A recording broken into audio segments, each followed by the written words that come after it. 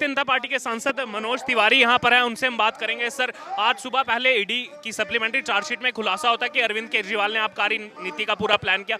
कुछ देर में खुलासा होता है कि राघव चड्ढा का नाम भी उस चार्जशीट में सामने आ रहा है। मुझे आश्चर्य नहीं है, हमको तो पहले से पता है, क्योंकि जन जन को पता है कि अरविंद केजरीवाल के जो सबसे प्रमुख सिपहसालार हैं वो सत्येंद्र जैन, मनीष सिसोदिया, राघव चड्ढा, संजय सिंह और ऐसे ही दो चार और हैं जिनके नाम आएंगे।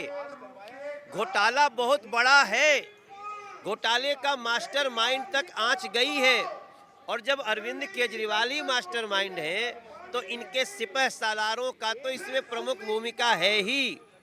मेरा पूरा विश्वास है कि इन भ्रष्टाचारियों की जगह जेल में होगी और जिस प्रकार से ये शराब घोटाले में लिप्त पाए जा रहे हैं, अब राघव चड्ढा का नाम आने के बाद इस केस की और परतें खुलेंगी और आप देखते रहिए अरविंद केजरीवाल के कौन कौन पाप सामने आते हैं। आखिरी कमेंट लेना चाहूंगा, आप लंबे समय तक सिनेमा जगत में भी रहे, अभी सांसद हैं लंबे समय से, आपके घर में भी 8 लाख के पर्दे हैं, 10 लाख के टीवी हैं क्या? और वो तो कह रहे हैं कि मुख्यमंत्री कोई भी बनेगा आकर के इस आवास में रहेगा।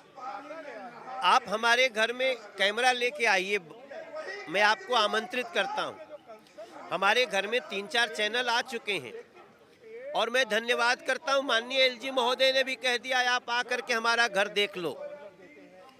हमारा पूरा लगभग 1.25 एकड़ का जगह में हमारा घर है जो पहले से है। करण सिंह जी रहते थे, शिवराज सिंह चौहान जी रहते थे उसमें, तो हम उसी घर में रहते हैं और हमको आने के बाद पूरा रिनोवेशन मुश्किल से 18 से 20 लाख रुपए में हुआ है। 45 करोड़ में रिनोवेशन, पेड़ों को काटना, ये व्यभिचार है, ये विलासिता है, अय्यासी है और साथ साथ भ्रष्टाचार के जो केस खुल रहे हैं ये सब अरविंद केजरीवाल के पाप के परिणाम। 45 करोड़ रुपए। एक कमेंट सर, आपसे अभी मैंने कुछ देर पहले भी बात की, लेकिन अब क्या करें, ईडी बार बार चार्जशीट दे रही है, कुछ ही देर में नया खुलासा हो रहा है, कभी केजरीवाल का नाम सामने आता है, अब राघव चड्ढा का नाम सामने आ रहा है, क्या रिएक्शन? देखिए, जिन्होंने जैसे कर्म किए उस हिसाब से उनको भुगतान करना पड़ेगा। केजरीवाल का जब तक नाम नहीं आएगा तो उसके आसपास के जितने 40 चोर हैं उन सब का नाम एक एक करके आएगा। अली बाबा भी कभी ना कभी जल्दी ही जेल में जाएगा, उसका नाम भी आ गया है। केवल जांच के ऊपर डिपेंड करता है और कोर्ट के रुख पे डिपेंड करता है कि किस समय उनको मौका मिलेगा और वो जेल किस लाखों के पीछे होंगे और दिल्ली की जनता को न्याय मिलेगा। आपसे भी यही कमेंट लेना चाहूंगा, सबसे पहले भी बात कर चुके हैं, आप बोलेंगे दोबारा आगे, लेकिन ईडी बार बार चार्जशीट, सप्लीमेंट्री चार्जशीट दर्ज कर रही है। सुबह केजरीवाल का नाम आता है, आबकारी नीति में उनका प्लान था, अब राघव चड्ढा का नाम सामने आ रहा है। जैसे जैसे तथ्य आएंगे, सच्चाई आएंगी, ऐसे ऐसे नाम खुलेंगे। पहले तो उन्होंने सच नहीं बोला, झूठ बोला, लेकिन जब पकड़े लोग जा रहे हैं वो जो नाम उगल रहे हैं उनके आधार पर चार्जशीट में नाम आ रहे हैं। जिन जिन लोगों ने माल खाया, जिन जिन जो लोग इस घोटाले में इन्वॉल्व हैं, सब जेल जाएंगे, कोई नहीं बचेगा। कल एक प्रेस कॉन्फ्रेंस की थी राघव चड्ढा ने, कहा था बीजेपी का सोशल मीडिया झूठ बोलता है, विंग सोशल मीडिया विंग झूठ बोलता है, केजरीवाल से डर गए हैं, डरपोक हैं, बुखला गए हैं। तो क्या इसलिए नाम आया क्या राघव चड्ढा का? आरोप तो क्योंकि यही आता है कि बीजेपी करवा रही है सब कुछ। देखिए, ये पता है क्यों कर रहे हैं? जब मनीष सिसोदिया जेल में गया ना तो इन्होंने कहा था तू टेंशन मत ले, पूरी दिल्ली का एक एक कार्यकर्ता सड़क पर आ जाएगा। एक एक कार्यकर्ता नहीं, एक कार्यकर्ता भी सड़क पे नहीं आया। हमारी तो बीजेपी वालों की छोड़ दो, आम आदमी पार्टी के कार्यकर्ता भी मान चुका है कि उनकी पार्टी का शीर्ष नेतृत्व भ्रष्ट है, चोर हैं और आज कोई उनके साथ देने के लिए तैयार नहीं है। उसको कवर करने के लिए छोटे मोटे ड्रामा करते रहते हैं।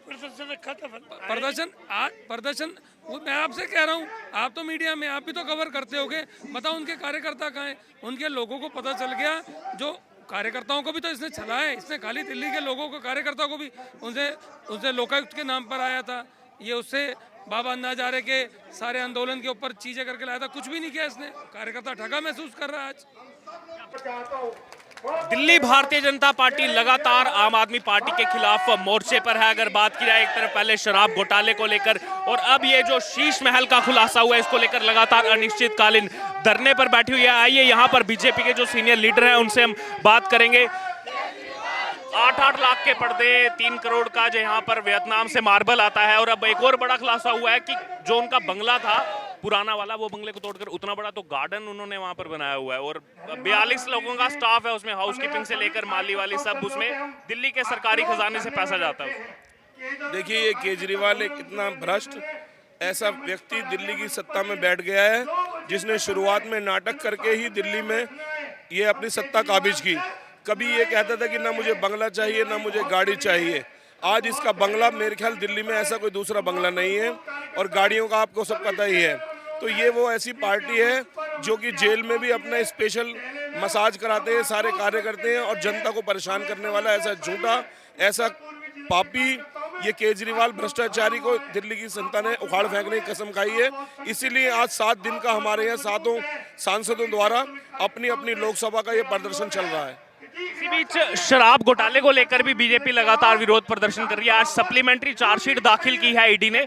एक तरफ अरविंद केजरीवाल का उसमें नाम है कि केजरीवाल का ही प्लान था आबकारी नीति का, और संजय सिंह का नाम भी उसमें दोबारा सामने आया, जो संजय सिंह ईडी के अधिकारियों पर मानहानि का दावा ठोक रहे हैं।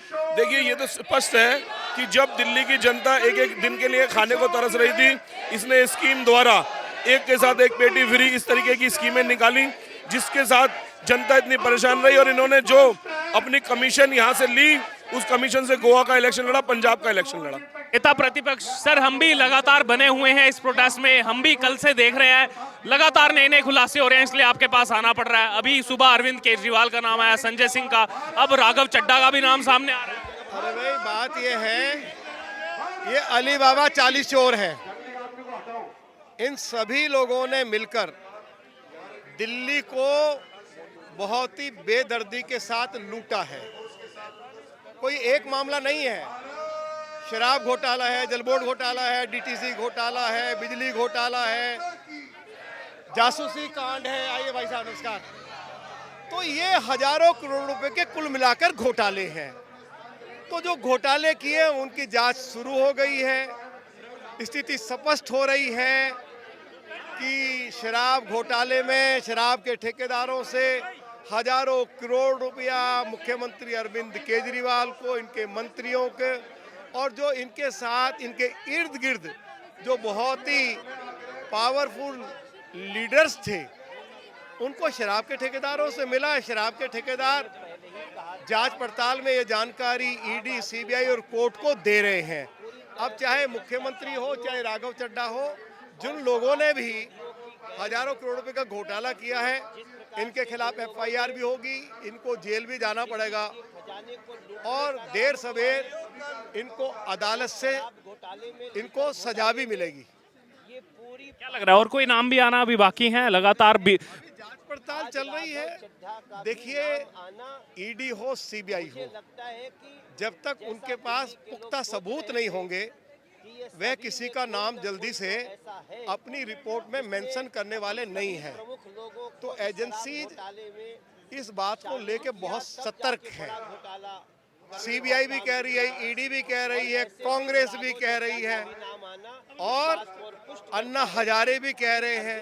पूरा हिंदुस्तान कह रहा है कि अरविंद केजरीवाल, तुमने बड़ी धोखाधड़ी की है। तो अरविंद केजरीवाल अब बचकर नहीं जा सकते हैं। अब चाहे जितना नाटक करें, जो कहें, कभी वो सत्येंद्र जैन की तुलना जो है वो शहीद आजम भगत सिंह से करते हैं, कभी अरविंद केजरीवाल अपने deputy chief minister Manish Sisodia की तुलना भगवान राम से करते हैं। तो अरविंद केजरीवाल, अब ये सब नाटकबाजी छोड़ो, ढोंग करना छोड़ो, अब सारी बातें निकलकर बाहर आ गई हैं, सच्चाई लोगों के सामने आ गई है। अब लूटने वाले बचने वाले नहीं हैं, कानून अपना काम करेगा, और जिन्होंने भी दिल्ली को लूटा है उनकी जगह विधानसभा या सेक्रेटरीट में नहीं होगी, उनकी जगह तिहाड़ जेल में होगी, ऐसा मेरा मानना है।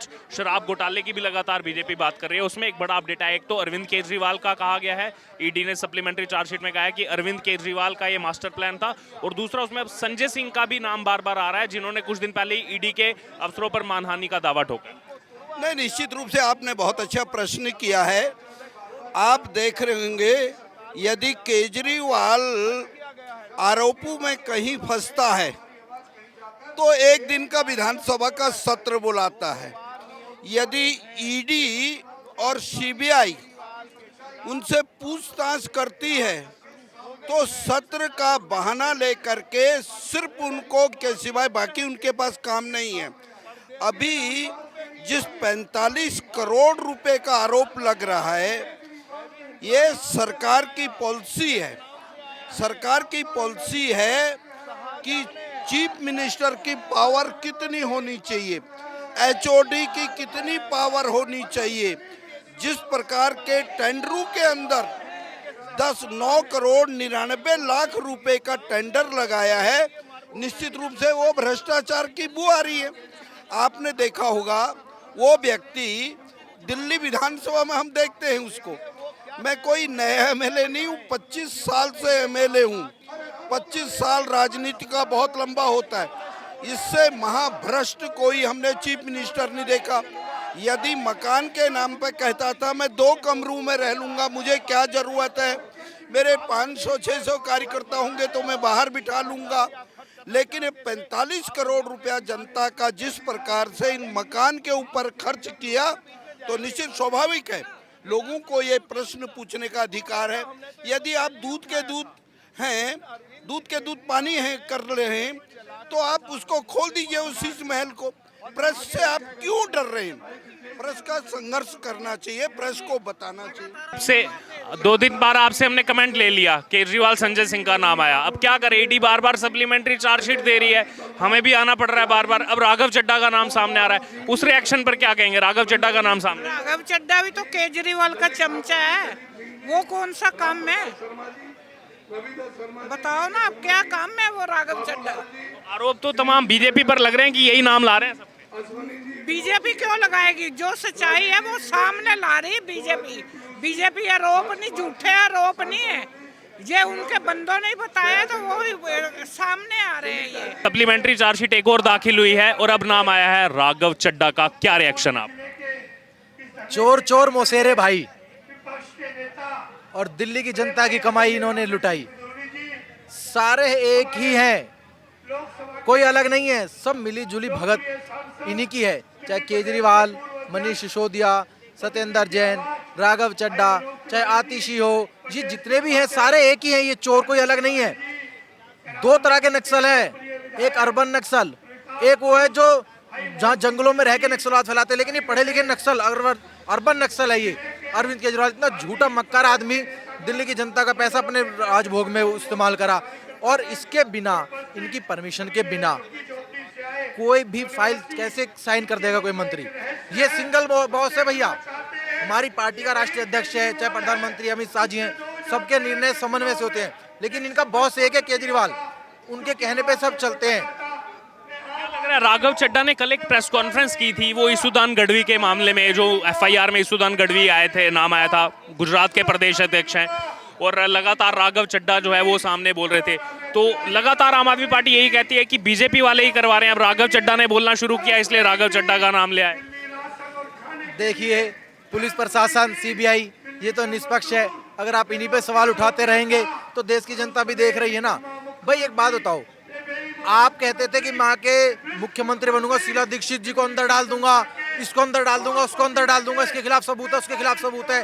देश के कई नेताओं की आपने लिस्ट निकाल दी थी, आपने कितनों को उठा दिया? सिर्फ आरोप ही लगा पाए हो ना आप किसी को उठवाते ना। भाई आप मुख्यमंत्री रहे हो, आपके पास कुछ तो डिपार्टमेंट होंगे, आप उनमें से भ्रष्टाचार निकाल के दिखाते शीला दीक्षित का कि भाई इस डिपार्टमेंट में भ्रष्टाचार करा शीला दीक्षित ने। आज तक आप एक भ्रष्टाचार लाए, उल्टा आपने उन्हीं के साथ सरकार बना ली। तो आपकी कथनी और करनी में जितना फर्क है दिल्ली की जनता अब देख चुकी है, अब नहीं ठगी जाएगी।